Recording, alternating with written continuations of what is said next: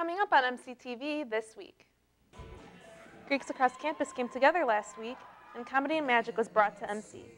This week starts now.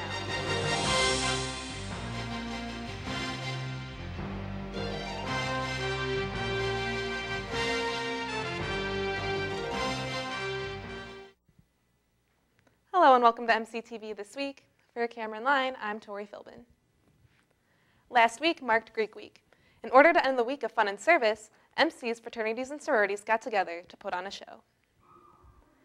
This year's theme was the few, the proud, the Greek, so all of the performances were centered on a military theme. That kind of compile everything, and it's a week where we get to do a ton of fun stuff that's all centered around a theme. And this year the theme is the few, the proud, the Greek. To learn more about Greek life at MC, you can visit the activities link on the Monmouth homepage. On Saturday, the men of Phi Delta Theta gathered to hit a few long balls for charity. On Saturday, Phi Delta Theta held a home run derby at the softball field to raise money for ALS, better known as Lou Gehrig's disease. Students came out to the event and donated money for a chance to hit a home run and win one of the various prizes scattered around the field. Prizes included flex dollars, gift cards, and autographed photos of Cubs and Cardinals players.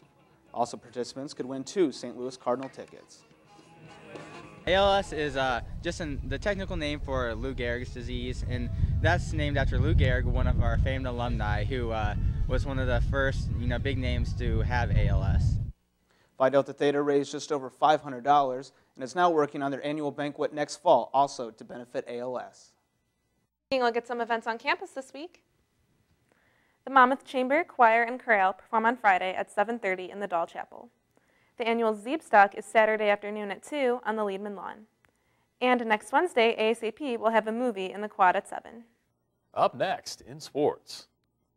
Fighting for their postseason lives, MC Tennis hit the court on Sunday facing Cornell. We've got all the details next.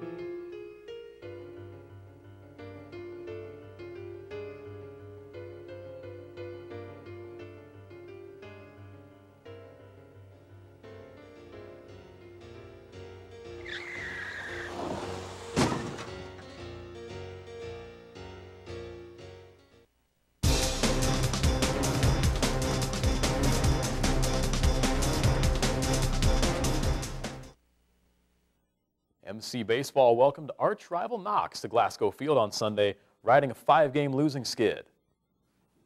Junior Brick Wedekin got the start in what would be a rough outing for the home team after dropping both ends of a doubleheader to Knox on Saturday afternoon. Top 6, Caleb Weaver goes deep with the bases jacked, and suddenly it's 8-0 Knox.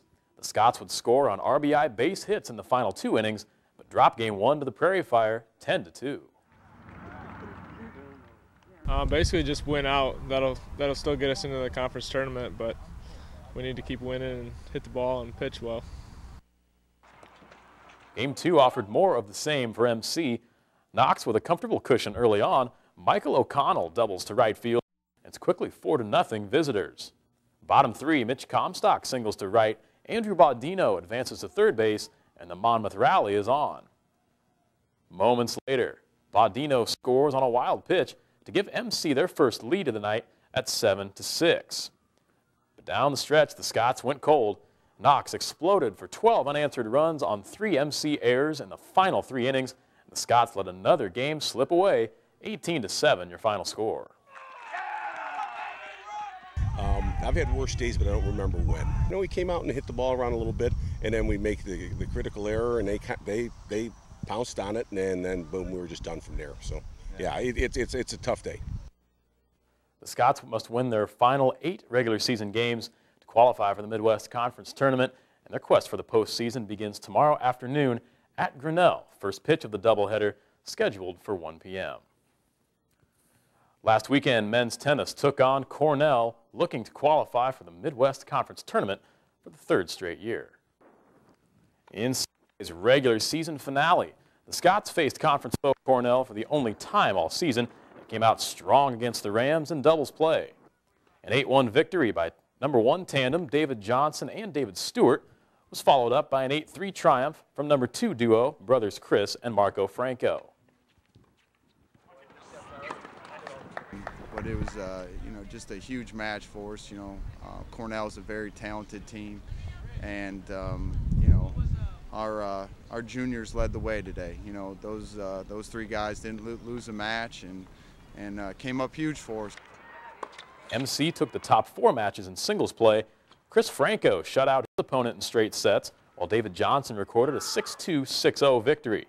Stewart and Marco Franco each won in straight sets, 6-2, 6-2. I think we came together as a team today, and that was a big part of it. So I think we're really excited for this week. We're going to have a good week of practice, and I think we can win the conference this week or this weekend. So we beat Knox, and then we lost to Cornell yesterday in a tough match where I didn't play due to my back. But today we ended up winning against Cornell 6-3, which is deciding to get into the second seed. So which was really well. We needed this, and our team pulled together, and we played really well. So I'm proud of our guys. Runners-up 3 of the past 4 seasons, the Scots are in search of their first conference team title since way back in 1938. That's a look at sports. Here are your scores for this week.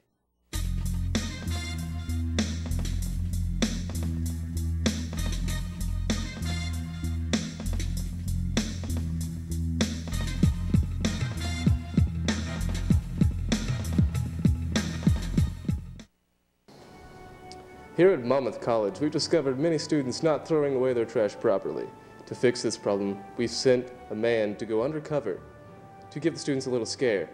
His name is the Literator.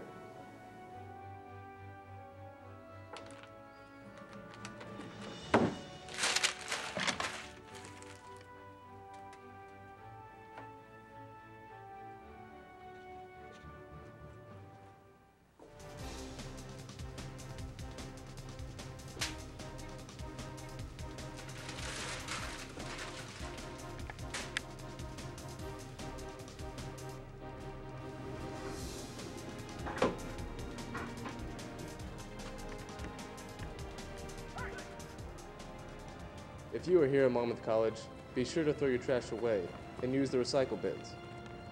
If not, we will send the Literator on you, and he will find you. Welcome back.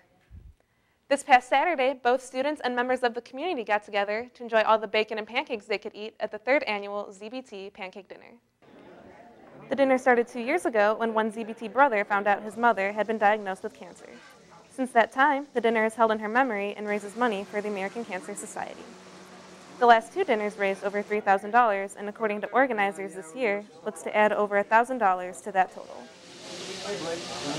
That is commercial worthy. There were a few setbacks this year. The turnout wasn't as good, but we could publicize for next year. It'll be a lot bigger. We hope to get more donations, and we have plans on just continual improvement. The Pancake Dinner is the last and largest philanthropy event for the men of ZBT for this year. As the semester draws to a close, students might be in need of a laugh or two. Magician and comedian Michael Kent performed on Scott's Eve in the Scotland Yard. I liked how there was a lot of interaction between the audience and the magician himself, and he kind of built his jokes based on what we said. And I liked how he ended with the cheesy yet still hilarious ending. This is a normal card just like any other. There are numbers or letters. There is a suit that you should remember as well. So don't forget the suit, don't forget the number. If it helps to remember the color, that's great too. It's a normal card. There's nothing weird about the card. Just so you know, there are no markings on the back that would let me know what the card is. There's nothing in particular. How the hell am I supposed to find your card if I don't know what it is? Ken has performed at several schools as well as overseas for our troops, but says he always likes performing for college students. I love the atmosphere of the college crowd, but I perform for a lot of other crowds as well. I think that colleges, the energy is always so exciting, especially for an event like Founders Day Eve like this, where everyone's already so excited just to not have school tomorrow. So everyone was in a really great mood tonight for the show. For more information on Michael Kent, you can visit his Facebook page. And that's MCTV This Week. I'm Kyle McEwen. And I'm Tori Philbin. Be sure to tune in next week for our final edition of MCTV. And I'm Cameron Line. Remember, you can find us on the web 24 hours a day, 7 days a week at monmouthcollege.edu/MCTV. Thank you for watching. We'll see you next time.